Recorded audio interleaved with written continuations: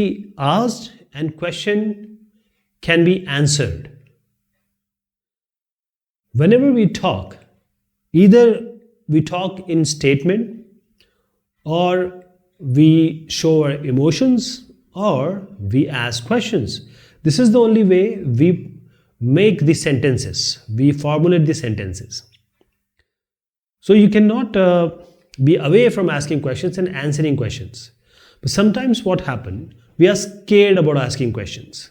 For example, I don't know how to solve these problems. I don't know if some problem is there, how to solve it. I'm not able to get it. Or which book should I read? Or I can't understand, whom should I ask? To whom? Whom to go to ask? And the work being given to me, how will I complete this work? Sometimes we speak. Sometimes you have all these questions in your mind, but you don't ask. The importance of asking questions is how to get the information and formulate a correct question. If you want a correct information, right information, you have to formulate correct questions and you have to ask questions. So what is a question? A question is a request for information. For example, if you want to drink water, you can ask, do you have water? So you are first requesting for information. Then you can say, okay, get me some water. That is, once you get the information, then only you can formulate another sentence. So answering to a question in the textbook, sometimes you have multiple choice question, that is also question. Information about a person or a place, or you have a task, how to do a task. For example, where will I find the answer to this question? Say question number 2. The answer can be, read the 4th lesson from English textbooks and go to the page 3. It will give you the exact answer. Some page also can be said. So if you formulate a good question, then you will get a proper answer.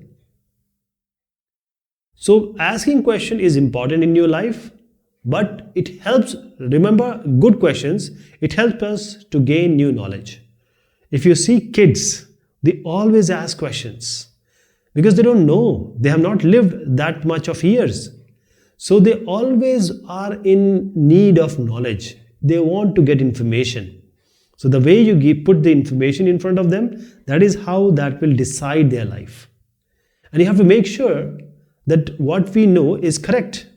For example, if you have to go to some X place and you're going like this, and in between you ask someone, I want to go to this place, and he'll say, oh, you are on the wrong track. You have to take a left from here. That is, you might be knowing it correctly, but actually you're not knowing it correctly. You ask question and the person can correct you. So whatever you know is correct or not, that is, you have to ask question. Then the doubts. If you have some confusion, some doubt, some misunderstanding, it can be avoided. For example, if you have a friend, somebody says he has said something about you, and then you have a misunderstanding. You stop talking to him or her. It's better that you go to him or her and ask question. Did you say that? Or what was the reason you said that? So that is how the doubts, confusion, misunderstanding can be avoided. And the main thing is, whenever you meet some person, how do you know about a person? Whenever you ask question, then only you will get the answer. Or some person who is an expert, then about his idea, you want to say, open a farm, say a goat farm. So you can ask an expert, what are the pros, cons, advantages, disadvantages? Now again, one question comes. How to make sure we have complete information? Right? As I said, information can only be received when you have a right question. So in order to get whole information, complete information, either you want to go somewhere, either you want to start a new job, either you want to answer something, say your textbook questions. For example, I gave you an example of going to a place. If you don't know the exact route, or if you are given some task, work, and you don't know about that work, you don't know the literature about that work, how you will be able to complete it? So asking all correct questions, but very important is on right time. Right time is important. So I'll give you a very simple method to ask questions. 5W and 1H. Whenever you want some information or some knowledge, 5W, 1H is the thumb rule. What is that? Who, when, where, what, why. These are 5 W's and 1H, how. So who gives you the answer about people?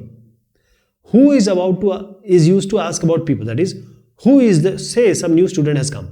Who is the new student in the class? Then where? Where gives you the answer about a place? Who gives you the answer about a person or a individual? Where is about a place. That is, where does she live? The person has come to your class. Where does she live? When is about time. When did she join school? When did she came to school? So you are asking about a time. So people, place, time. You formulate a question with these and then what. What is about a thing, or it can be an idea, even it can be an action. That is, what you can say thing, idea and action. What is her favorite subject? What is her favorite game? So this is how you know about the thing, idea and action of that particular person or that individual or that group. So this is how you use who, where, when and what. So now you are knowing that person. You have started knowing that person. Now why? Why is about finding the reason. There is logic, there is reason behind everything. So you ask why, that is reason. Why is, if she or he is not talking in the class because she has just come or he has just come, why is she not talking to anyone in the class? You can ask a question, you can formulate a question. So this is the knowing the reason. Now all these W's we have done, 5W. Now 1H is remaining. How? How is to find the technique, the method, the procedure. So how? Now, same example we are taking. How can I help her to make friends? Or how can I help him to make friends? So now you are trying to find out the technique or the method or the procedure. So 5W, 1H is how you need to ask question, formulate question. So what we have learned, let us see the question answer on that, whether we have done it correctly or not. Raji is the class monitor. He wants to know why Ramesh is coming late every day. Which of the following is a question that Raju can ask Ramesh? So if you see here, he knows that he is coming late. So why are you late every day? This is the best option we have. Do you come on time? He is not. Are you late? You know it that he is late. Will it not be easier to complete your work? Now you are giving suggestion. But this is only when you let him know or when you ask why he has a problem, why he is coming late. C is the answer. If you do not have understood a task given to you, which question should you ask? So don't avoid asking questions. Where are the reports of this task? You can ask, no problem. Can you repeat the instruction for this task? This is a very good way of asking. But the best one is, can you give an example of this task? If you are clueless about a task, just ask about an example. And if you get the example, then you can be very free to do the task easily. So if you see, these are the answers I have provided you. So you can just check also. So C is the first one and C is again the second one. B looks fine, but the better one is C. Sheila does not have time, so she decides to delay a task. Which question should she ask before ignoring the task? So now Sheila is a girl, I presume. So now this delay is related to time. So the thing should come, the question should be based on time. What is the task? You know already what is the task. When does this task need to be completed? Now, this has a time. Delay is basically, the question is about delay, and you have to ask yourself about the time. Can you give me this? When does this task need to be completed? So if this task say it is has to be completed in 2 weeks, and say 2 weeks, and you delay to 3 weeks or 4 weeks, there is you are not completing your task on time. So B is the answer. Is this task important? You know it, and no need to ask any question. No, you need to ask question every time. Whenever it is possible, ask a question. Renuka is joining a new school. Which of the following question will help her become comfortable with her new classmates? So the best one is how to make a new person comfortable. So the best way is, see, there are multiple ways of asking. You will be comfortable with the other person, you will know them, and there will be a comfort. How long have you been studying here? So this is, you can say, you can break the ice like this. Would you like to share my lunch? Now when you're sharing the lunch, you are actually sharing and caring. What do you all do in your free time? So now you are getting closer. You are getting to know about the hobbies, the interest. So all the options are correct. D is the correct answer here. D. Let us say D.